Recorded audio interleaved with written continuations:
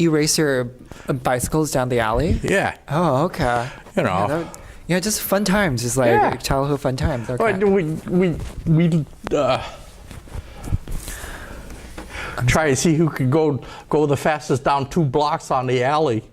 You know, and hopefully there's no cross traffic when we cross the street. Okay. And then to help us stop, we had drag chutes that we sat on, and we jettisoned the chute off our seats so that, you know, you like the drag chutes. They create a block for them. Yeah. Okay. Yeah, good. So do you want to tell me the racial makeup of your the community that you grew up in? Well, back when I was growing up, okay, Azusa was predominantly Mexican. Okay. You know, Hispanics came in later. From Guatemala and Latin America and things like that. But when I was growing up, basically there were Mexicans, the white people, right, and then a sprinkling of Japanese families. Oh, okay. Okay, maybe we had 1 or 2 Chinese families then.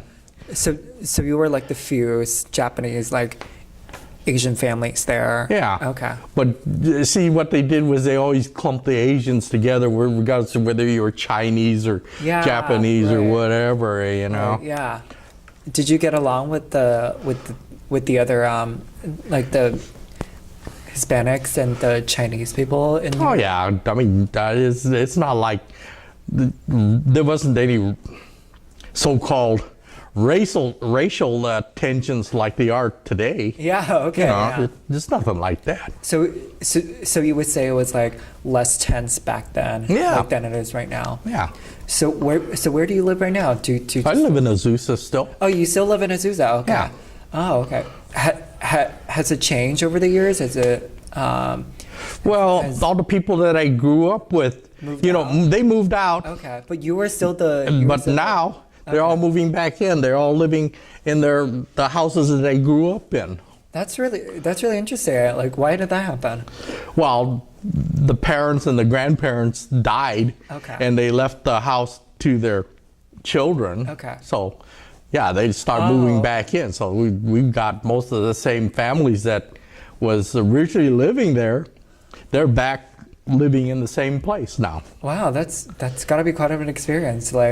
Yeah. I mean, so you just stayed there your whole life? Well, no, I left Azusa for Azusa when I went into the Army, went to Vietnam. When I came back, I was there for a little while, then bought a place out here in Covina. Okay.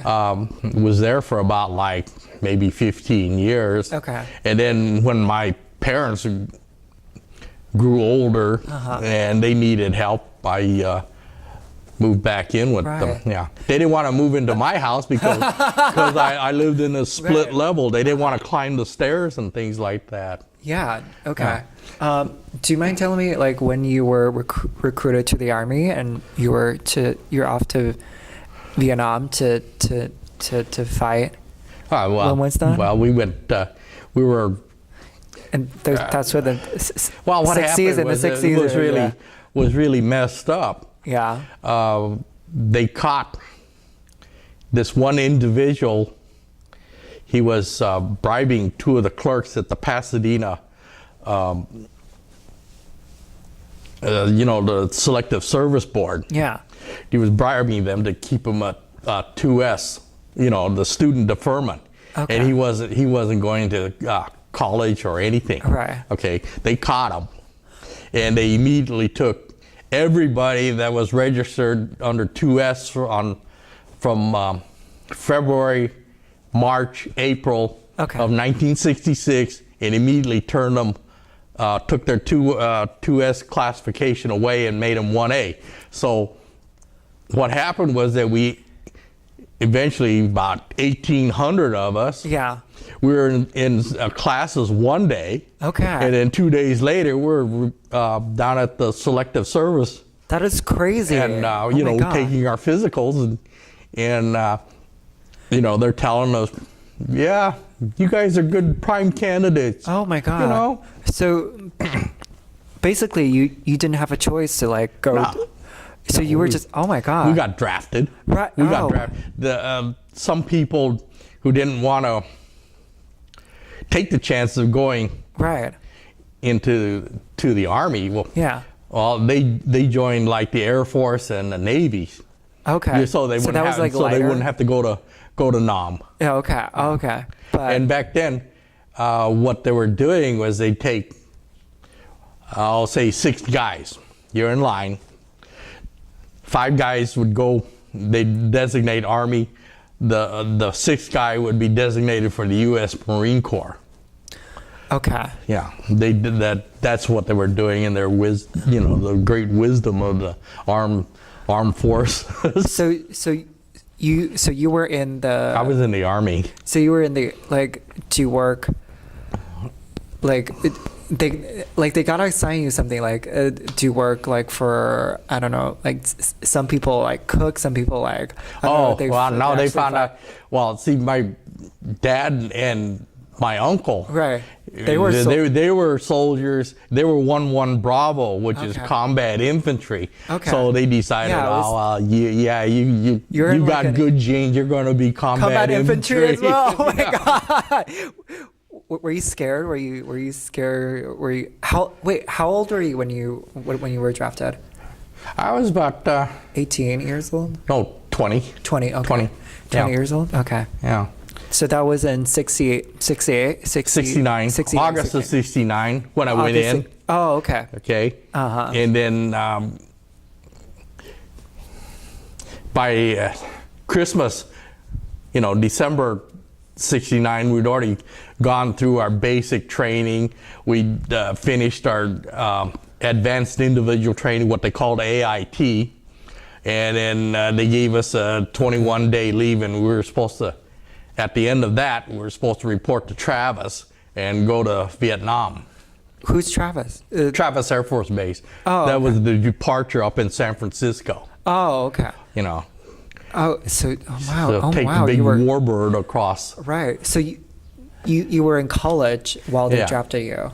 Which college did you? I was going to Citrus, and Oh, I was okay. preparing to transfer to Cal Poly. To study what? Engineering, Oh, mechanical wow, you were- engineering. wow. Yeah, but they. I never got but there this was side. Yeah. you know, everybody that was in my class, in every class I was taking, we all ended up the same place, taking our physicals the same day. Oh my God. You know, just because of this one individual. Who is? Oh my God. I don't know who it was. But all somebody- I know is that they caught him. It was in the papers, and Did you think it was like a story they made up, or No. something? It was actually okay. to get that many people in there, it couldn't be fabricated. Oh my God. Wait. So basically, like the whole school, like was like vacuum was like, and everybody went. Yeah, the whole entire sophomore class was just about there. Just the sophomore class. Well, the people that had registered for Like the the 2S. selective service, Okay. you know, when we graduated from high school, Yeah. you had to, on your 18th birthday, you had to register for the draft back then. Okay. 1966 was when I graduated. So From high school. yeah. Okay. So, you know, by the 18th birthday, you had to register. So Right. that was February 1966 anyway. But they just blanket, you know, took Yeah. everybody. They said, well, it's too much trouble to weed everybody out, who's innocent, who's not God. innocent, things Right. like that. So they just took us. Can you explain more of the selective service, like what that is? Well, the selective service back then was how they got people to serve in the armed forces. Okay. Okay. So that was the draft, like Yeah. you signed up for. Oh, draft okay. board.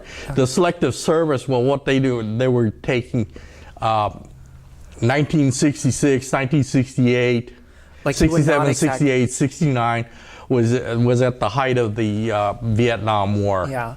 Or conflict. And what they were doing was that's the way they were getting personnel to join the armed services. Now they're taking the people who went into the who were in the reserves, Yeah. or I guess what you would call no, it escapes me now, but it was No, take your time. it was whoever was in the reserves. They're the ones that are going over the fight now, not the guys that were regular army or draftees, things like that. Okay.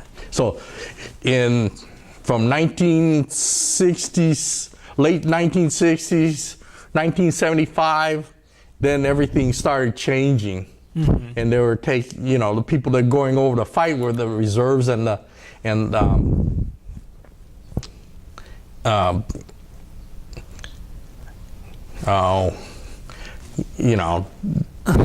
was their filling what we used to have. Yeah. Okay. As far as draftees were concerned. Okay. So everything's changed now. Right. Yeah, because my brother. Well, yeah. Did your brother get drafted or did? Oh, he joined the reserves. Oh, okay. So he wouldn't have to go over. Right. Yeah. Then the year that he joined the reserves, he found out that his draft number in the lottery, he was like number 36 or number 40. Is that a good number? No. No. See, my lottery number was 278. Oh, right. So you didn't have to. They said my drill sergeant told me, he says, Konno, you lucky, you got a high draft number, so they won't take you. By that time I was already in basic. Oh, okay. I told him, well, then I don't have to be here. I'll see you. Yeah. And he said, no, get back in line. Oh my God. Okay. Yeah. But at that time they were only taking up to I guess something about number 200 in the lottery.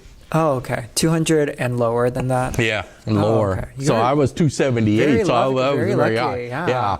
So my drill sergeant told me I shouldn't be there. Okay. Wait. But he says, but since you're already here, he says, you're in my evil clutches now. Right. You can't escape that. Yeah. But so can you tell me about so you went through 4 months of training? Yeah. Can you tell me about life, during that? What did you guys do? How did you progress? Or what was the hardest part? Do you have any certain memories from that time that you want to share? Well, we tried to make the best we could out of our situation, What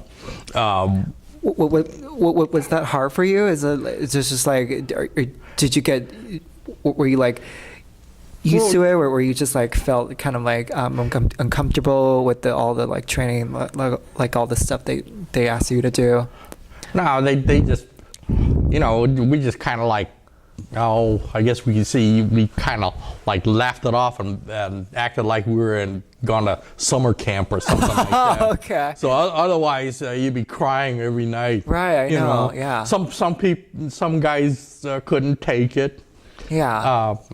Did people quit in the way, or? They wouldn't let you quit. They were. Oh, you have to oh my God. You have to endure it. They have. Oh God. They make it worse for you if you start crying. Oh God. Things. Since I was in, the situation has changed. Drill sergeants can't be treat you like scum. Yeah. Yeah. They have to take it easy on the recruits and things like that. I mean, back then it was watching all those war movies that you see It was kind of really real, like really. Yeah, Like, I mean, oh my god. they were, the drill sergeants. You know, have you seen the movie Full Metal Jacket? No, but I've heard of it. Yeah. Yeah. Well, when it first came out, I hated that movie. You know, but now I look back at it and I just laugh because Why? the drill sergeant. Yeah. Yeah, he reminds me of my drill sergeant. You know, we went through the same thing. What was your drill sergeant like? Like, Ah. I haven't seen the movie yet. My drill sergeant was this black guy Okay. named Patterson. Patterson. Wow, that's a Yeah. very strong name. Yeah, Yeah, just like. Patterson. Wow, he could never pronounce Konno. Oh. He couldn't, so he always called me Kino. Kino, do this. Come on, Kino, get up here. Do that. Oh my God. Yeah. You know, but he was fair. You know. Okay. He would, But see, they can't do that anymore. Mm-hmm. You know, they have to kind of like show you respect or whatever. But, right. But you know, back then, I think maybe the way they trained us and everything, you know, everything that we went through, made it. Better for our survival when we got there than the Nam, you know. So that really prepares you for all the things that you were about to. No, it didn't prepare us for nothing. Okay. You know, because we were up at Fort Ord. The weather at Fort Ord is nothing like over there in Vietnam. Yeah. Wait, where did you? So that was in Fort Ord. Fort Ord up in Northern California. Okay, so that was where you trained. Yeah. Oh God. Okay. Okay. Yeah, you were saying you were about to say something. Well, you know, they said, well, you got to get ready for, you're going all you people, you ladies are going to go to Vietnam, you know. And our senior drill sergeant, Yeah. the first sergeant, he was standing up there and says, now, all you ladies, don't go up there and embarrass me by getting killed the first week you're in there. Okay. You know, we thought, oh my God. Then we found out the first week we were there, we had to spend at least 2.5 weeks training, acclimating over there in Nam. Yeah. Oh my God. So, you know, I mean, it was just going over the same things that we learned in basic and advanced individual training. Yeah. Yeah. Except we're in 110 degree heat and things like that. Yeah. Know? Wait, so how did your family think about like you getting drafted so suddenly? Like it was just a very sudden change in your life. Oh, I guess my mother hated it. Yeah. My dad looked at it since he went through the same thing. Yeah. You know, he says, well, you know. Did he tell you something like? He says no sense fighting it. Just make the best out of the situation. Did he give you like advice or something to? Well, he just bought my ticket when I was supposed to report to Travis. Okay. So he put me on the plane to get up there, you know. Okay. Then I guess when it came to my brother's turn, he told him, well, head for the hills. Okay. You know, don't let them take you or whatever. Right. You know. Did you have friends in your particular group, the group that you were with? No. You didn't have friends? No. You didn't get along with anybody? Well, when I was in basic, Yeah. we had a bunch of guys from L.A. L.A. Wow. Yeah, you know, Los Angeles. Downtown. Wow, that's fancy. I mean, we're all from Southern California. Okay, when I went to AIT over at Fort Ord after I graduated from basic, I was with a bunch of guys from Texas. Oh, okay. You So know, you change a lot, so you didn't Yeah. have time to like. But those guys had gone through basic together, and now they were at Fort Ord for their advanced training. They were all throughout since they were drafted. Okay. Okay. And then when I went to Vietnam, we had I was with guys from Alabama, Mississippi, Tennessee, Okay. Pennsylvania, New York, Massachusetts.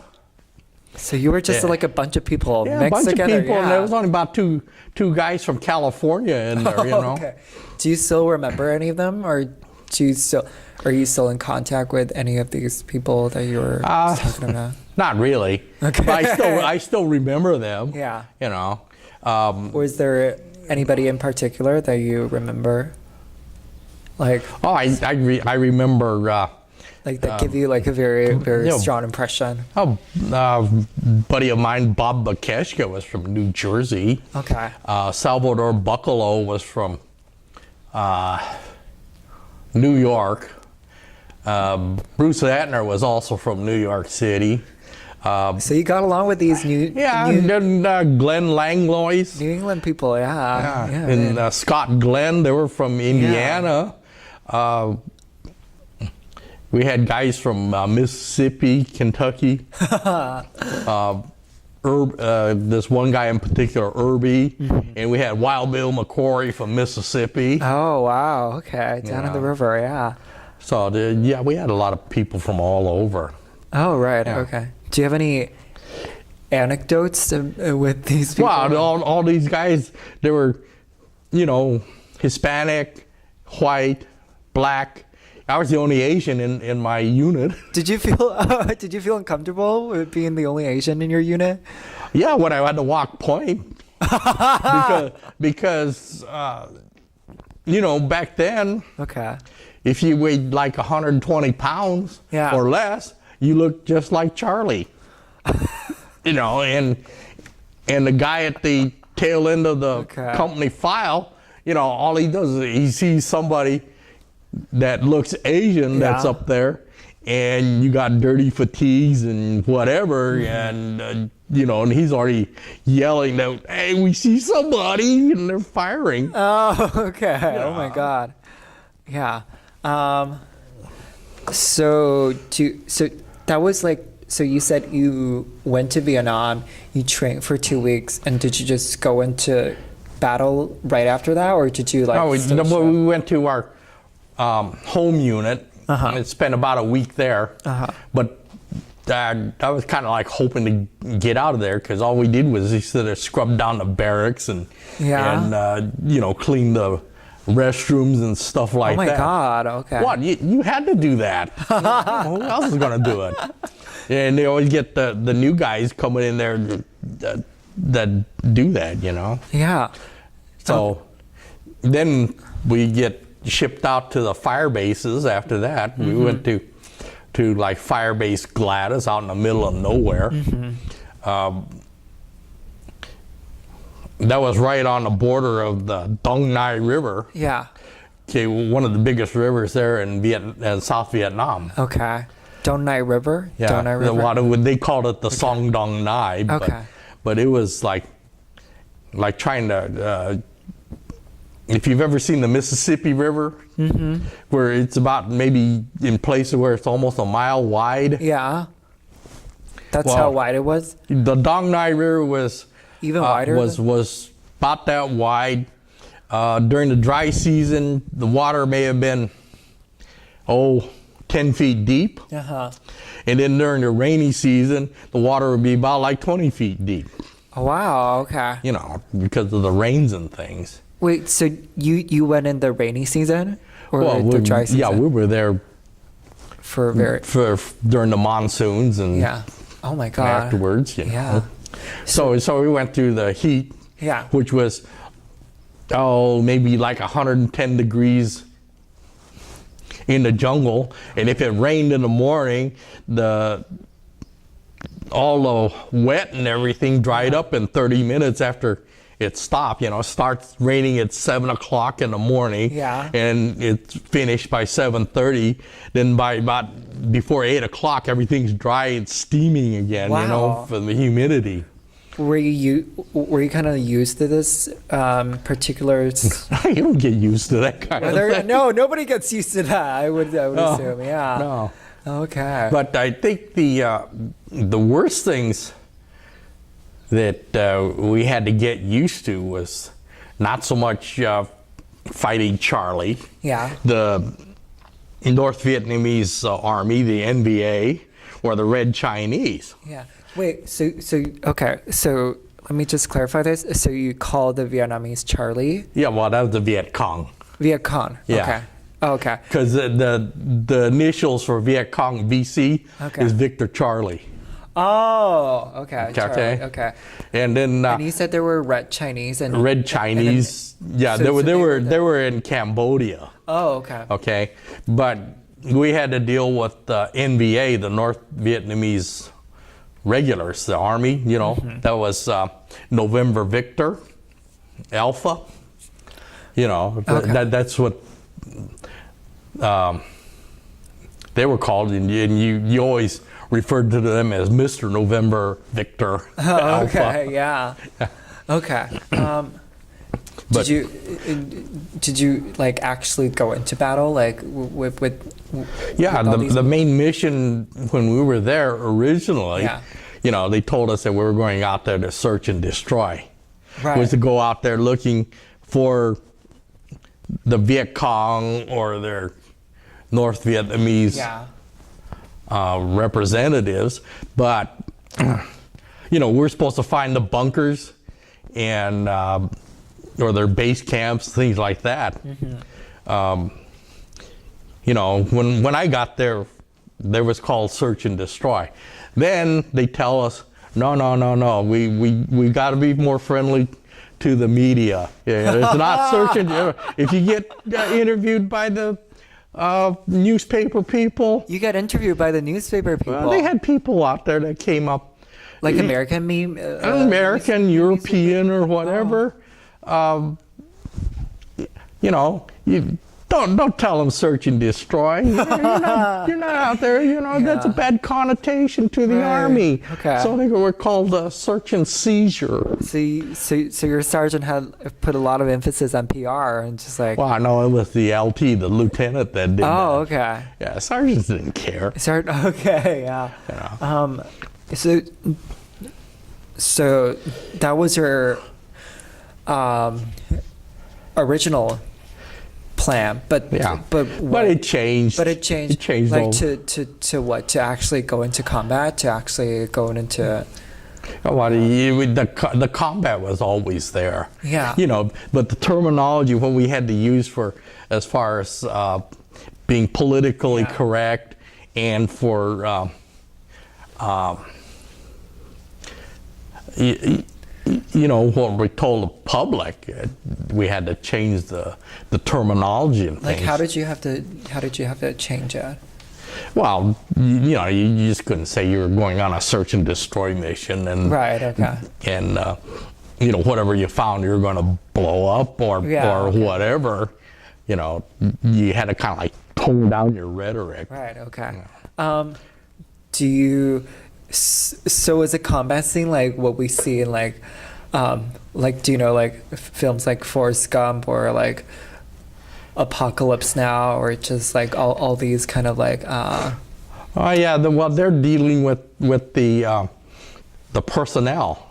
Yeah. But I think the biggest thing that we were scared of was all the insects there. Oh my God! Tell us about that.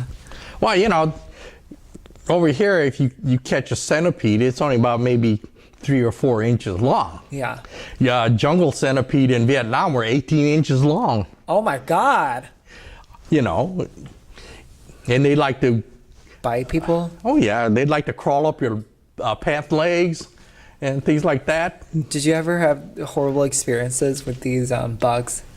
Yeah, well, they had scorpions. Oh my huge black scorpions, you know. Oh my God! They're almost as big as the the centipedes, the spiders were huge. Oh my God. You know, Yeah. if you go through the rubber plantations, you see these yellow webs that are spun between the trees. There was- when the trees in the orchards Yeah. for the rubbers, they were in a row, and some big spider, big web right there. Oh my God. Big yellow web that was sticky. It's like getting stuck on a super glue. Oh my God. Oh my God. Yeah, and they were, about as big as your face. Did you get did you get hurt by? Did you get wounded by any of these like insects, or like do you have stories about like? Yeah, well, people- the worst ones were the leeches. Oh my God. You ever seen a field of leeches? No. Oh God. I don't even want to see one. Oh God. Well, during the dry season, Uh-huh. most of the leeches are buried under the ground. Yeah. But if you happen to walk by Uh-huh. and you break the surface of the soil, Yeah. they start coming out, and they start, you see millions of them, just like Oh my coming God. out of an anthill. The other thing that we had to worry about was at night. Uh-huh. The army ants start migrating. Right. The termites start migrating. Oh my God. And termites at night, they travel in, I guess columns about 6 to 8 feet wide, and maybe stretch for 350 yards, one big stream. Oh my God. And they eat everything in its path. Oh my God. They'll strip everything. They come out there. The one good thing about it was that if we were laying on the ground, we always put our ponchos, rubberized ponchos on the ground, and the termites and the ants would never crawl over that. They would go underneath. Oh my God. Oh my God. So if you stayed on your poncho, you were pretty safe. You wouldn't Okay. get bit, Oh my But God. if you rolled off of the thing, then you were in trouble. Oh my God. Did you have friends who had like in your unit that had trouble with all these like insect problems? Well, we had. Do you have stories that? Yeah, I had a friend of mine, Bill Kilcoyne, fell into one of those spider webs, and the spider bit him. Oh my God. And And then what happened? his face swelled up like a balloon. Oh my God. Oh my God. I mean, so we had to medevac him out of the jungle. That is oh my God. Oh. And if you got stung by a bee, it was worse. Oh God. Oh. Did you ever get stung by any of these deadly insects or anything? Well, they weren't really deadly. I had a couple leeches suck on my arm. Wow. Did you have Yeah. to just like pull them out or? Well, you had to take a Oh, lighter God. and kind of like burn them off. Oh my God. Otherwise, they'd still be stuck on your skin and things like that. God. Oh my God. That is. But the one good thing about those things was if you had a cut that became infected, Yeah. you could put either the tick or the leech on there, and they would clean out the wound. Wow. How do you do that? Huh? How would you do that? Like. But just like- they'd eat around the dead flesh and clean it out. Oh, okay. It's like the old Chinese remedy. Oh right. You Like know, when they used to take the leech and have it, suck out your the infection and everything. Oh, okay. Or Yeah, clean yeah, and yeah. boil out Right, and stuff right, like right, that. right. Yeah. Yeah, They're the same absolutely. thing. Yeah. Okay. Wow. That's. That is. So there were Horrendous and there were some really, good yeah. things and Okay. things like that. But Yeah. Okay. yeah. Do you want to take a break? Yeah. Okay. Okay. Have we got time?